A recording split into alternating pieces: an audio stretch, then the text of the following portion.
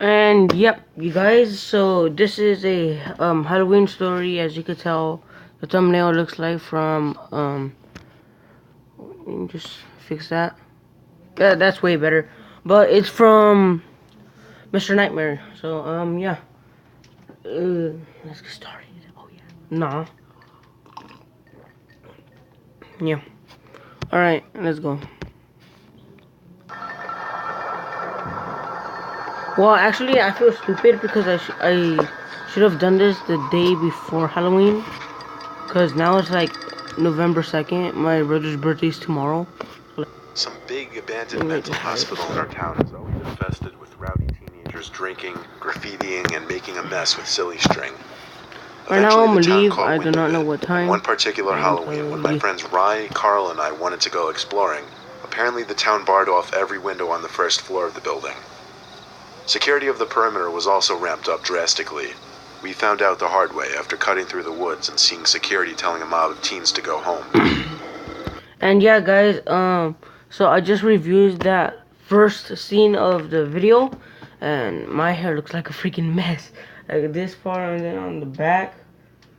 Well, the audio, yeah, it's kind of whatever. It's kind of good, but like my hair, nah, heck no. No. Yeah, like right now, you guys could probably see this part, and then like the back right here, you know, it's freaking weird. Actually.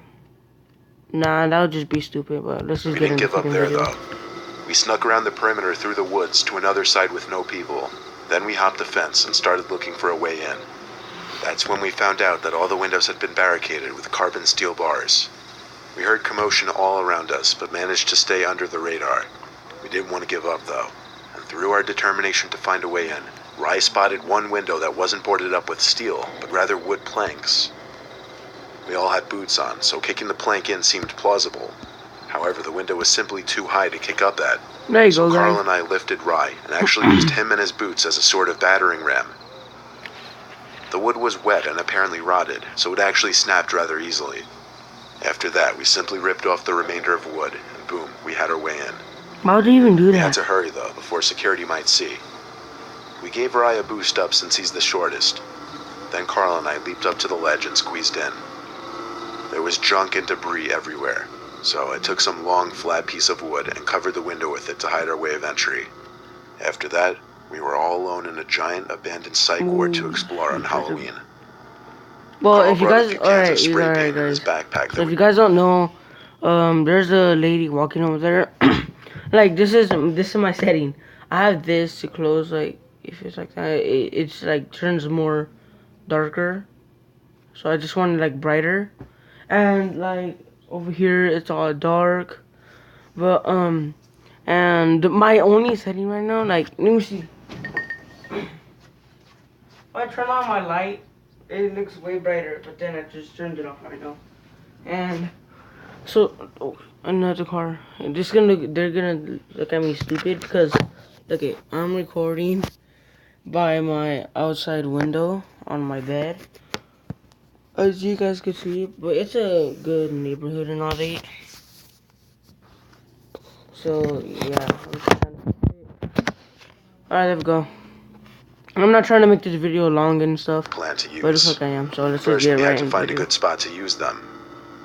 Carl also brought 3 flashlights for us since, of course, it was pitch black in there. It was also weird stepping out from the cold, windy outside with the commotion and yelling going on to the scarily dead, silent interior. We planned on going to the top to possibly get to the roof, so we looked around for the stairs going through the dead, silent hallways. It really seemed like we were the only ones who found a way inside. We eventually found the stairs and climbed like 10 half flights of stairs to, I guess, the 6th floor. However, there was one more floor, the roof level, but the stairs in the hall we were in didn't lead up there.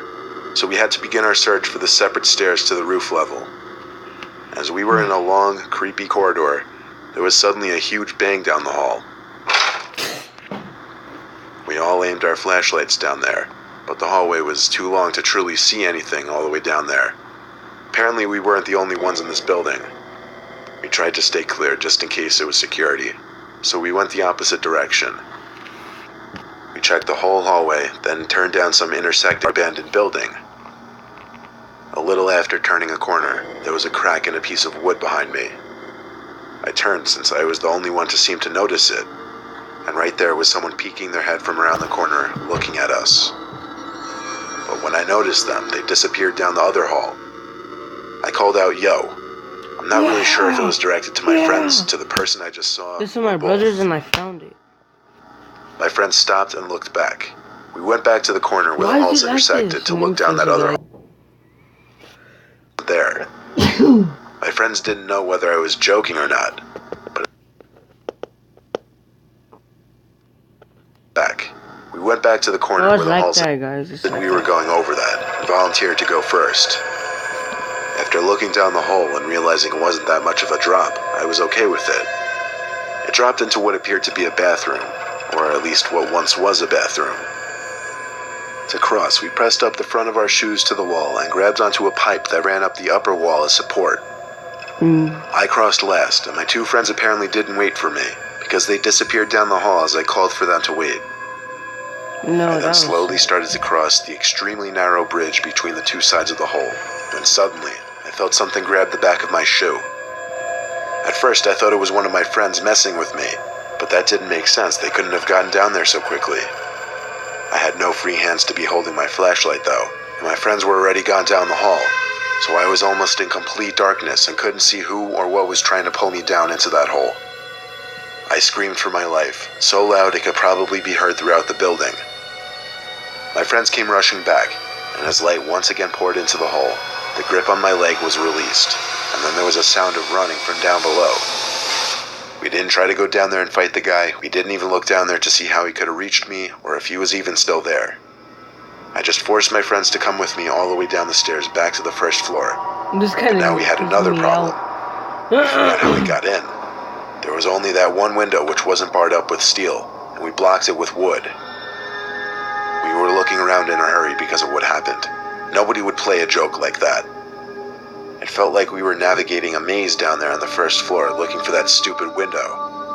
Every corner we turned, I was afraid we were going to see that face. Why didn't you just go all the way down and go through the... And it happened.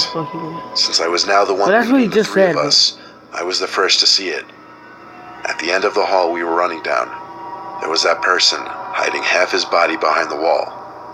This time, as opposed to last time, however, I could actually see that he was wearing a mask. Was it the same person who tried grabbing me through that hole? I don't know, but I still don't doubt it. We turned the other way and ran. We didn't stop running until we finally found that window we entered through. Climbing out was easier than climbing in, and by the time we got outside, it seemed most of the commotion going on outside was gone. Security seemed to have kicked most of the people off the premises. We could have found a security guard and warned them of a potential psychopath in the building, but that would risk us getting busted. So instead, we ran back through the woods to the car. The rest of the night, we hung out in a parking lot, and that was our 2016 Halloween. So instead of... Oh my god. Alright. So instead of going trick-or-treating or going Halloween or get candy, well, they're old. When I was 9 years old, my parents let me go trick-or-treating without them for the first time ever. I went with my best friend at the time, Mikey, who was also 9. We were to be back home by 9 o'clock the latest, though. I think it was getting close to that point when we were still out trick-or-treating. Trick-or-treating was a little worse in our town because properties were so big, so it meant more walking for less candy. We came to one house which sat on a corner and was isolated by a set of tall bushes. We rang the bell as usual. I still remember it all so clearly. You're about to find out just why that is, though. An older man opens the door, probably in his mid-50s, thin grayish hair and a mustache. I'm just smiling like... He asks what our costumes are and talks down to us like we're 6 instead of 9. He asked us if we were with anyone else and seemed surprised that our parents weren't with us. Then he opened the door completely to reveal some kind of obstacle course tunnel he'd set up in his living room. It was made of cardboard boxes and Halloween decorations. Admittedly, it looked cool, and when he said in order to get our candy we'd have to make it through the obstacle course, it was very tempting. Mikey and I looked at one another and said okay. The man told us to come in, but he didn't look at us as he said it. Instead, he looked outside as he slowly shut the door. I crawled into that tunnel made out of boxes first, and Mikey followed after me. It was really dark inside of this tunnel since the man had only some dim orange Halloween lights on in the room. There were fake spider webs and other Halloween toys scattered throughout the box tunnel. It was actually really big and well put together because we struggled to find the way to the other end. But when we did, it led to a small room also lit up by orange Halloween lights. What the heck? There was a note in this room pointing to a door, saying "Candy down there." Mikey went to open the door, revealing stairs to the basement. There was more orange light down there. The man was nowhere to be seen though. Me and Mikey started making our way down the stairs, and when we got to the bottom, we saw nothing but a big, empty basement. Then, the door above us slammed shut. We went back up the stairs to try and open it, but it was locked. We didn't know what to do other than cry for help, but we stopped when we heard the doorbell ring upstairs. It rang repeatedly, actually. We listened by the basement door to hear anything. Then we heard what sounded like the front door opening, so we started screaming at the top of our lungs. Then there was a commotion outside the basement, like two men yelling at each other, before the door in front of us unlocked and opened, and a man and woman came up to us. The woman hugged us and told us to follow them out of the house. We followed the couple through the living room, passing the man in the corner of his room, standing over his freakish creation. The husband called the man a sick freak as we left the house. The couple took us to their house, where the husband called the cops and the wife stayed with us, asking questions like what the man said to get us inside of his house. Apparently, they'd seen us go into the man's house because they live across the street. The cops arrived, and there was an overwhelming amount of evidence for him to be arrested and tried. Of course, at the age of 9, we didn't understand the depth of the situation, but looking back now, we're all happy that those neighbors came to our rescue, and justice was served that night.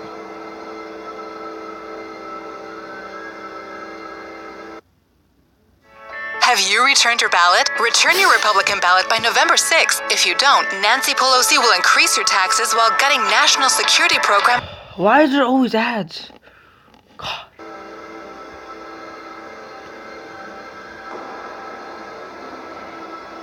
Look at this. Halloween has been my least favorite holiday ever since I graduated college and got my own place. I hated the idea of strangers coming up to my house with their kids and asking for candy all day, but I dealt with it with a smile on my face. My property is big, but it doesn't have any fences, and times in the past I'd seen kids fight each other with silly string in my yard. Hell, I've even had kids teepee and silly string my house. What the hell? One year though, late at night, past the hours where the bulk of trick-or-treaters were out, I got another ring from the doorbell, and my dog Mika started going crazy, barking as she had been doing all day. I opened the door to a person in a full-body gorilla costume. Only the face of the gorilla was freaky looking. It was a costume made to look scary. He didn't say trick or treat. He just held up a small plastic bag that was filled with some candies. Not a lot. Since it was close to the end of the night and I had a lot of candy left, I dumped a lot of it into his bag and waved goodbye. He didn't speak any words to me though, as he just stood on my stoop, slowly going through the bag, looking at the candies I just gave him. As I shut the door halfway, I stopped and continued to watch him as he looked up to me, but didn't say anything or anything. Alright guys, like how much? He kept looking at me weirdly, so I just shut the door and locked it. I wasn't in the mood to be playing games. Plus, what he was doing was extremely unsettling. I went back downstairs to my den to continue watching the movie that I had on. That's when I heard something fall outside. The back door was right next to my couch, so I got back up and took like 5 steps to look outside. What about his dog? With the back patio light on, I could see a rake that had been leaning on a pole had fallen. Given how I left it sitting, it was weird for it to have fallen on its own. Being Halloween, I did feel the need to go out and investigate. I threw on my slides and went outside to pick up the rake first of all. It was not windy out at all, so it shouldn't have fallen on its own. Then I noticed the door to my shed was cracked open. I have a huge shed in my backyard that I store all of my outdoor equipment in. I went over to take a look inside. As big as the shed is, the lights haven't worked in there for years. so I had to use the light from my phone screen on full brightness as a flashlight of sorts. Alright, guys, wait. Alright, guys. I didn't know what I was expecting to find, but I certainly wasn't expecting to find a gorilla mask sitting on a big box. I knew right away. The light from the phone screen only traveled so far, but I still dared walk further into the shed until I saw him in the corner. There was the person in the gorilla suit, only now he had his mask off. I stepped a little closer, realized he was facing the wall, just standing motionless. He was also not a kid, rather some old, terrifying-looking man. I didn't know if he heard or saw me yet, so I started backing away slowly. But even though I didn't make a sound, his head suddenly turned to face me. It nearly made me shit myself or have a heart attack. I ran back outside and slammed the shed door shut behind me. I then ran back to my back house door and heard the door to the shed open with a lot of force. I didn't look back, I just went inside and locked the door. Then, of course, I called the police to report a trespasser on my property. It figures, however, by the time the cops arrived, the guy in the gorilla... I got sorry about that. That was All they weird. could do was assure me they'd be on the lookout for someone in a gorilla suit. Then they went on their way. After that, I didn't have much interest in finishing the movie, so I went upstairs and called it a night. That night in bed, I did wake up to Mika barking downstairs though, so I left my room to see where she was. She was in the den, by the back door, barking ferociously. I took a quick look outside, without letting Mika out with me, but I didn't see anyone, and the shed door was still shut. Still, I felt creeped out being out in that yard that night, so I hurried back in and brought Mika up to sleep in my room with me. I fell asleep, not without hearing Mika growling slightly occasionally, which freaked me out a lot. The next morning and ever since, life has been completely normal, and that was by far the scariest Halloween I've ever had. No. Alright, guys, thank you all for watching. If you guys made it this far, then you guys are, I don't freaking know, the best or something like that. I don't know.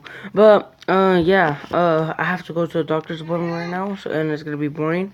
I hope you guys have a good day. And, yeah, see you guys later. Peace.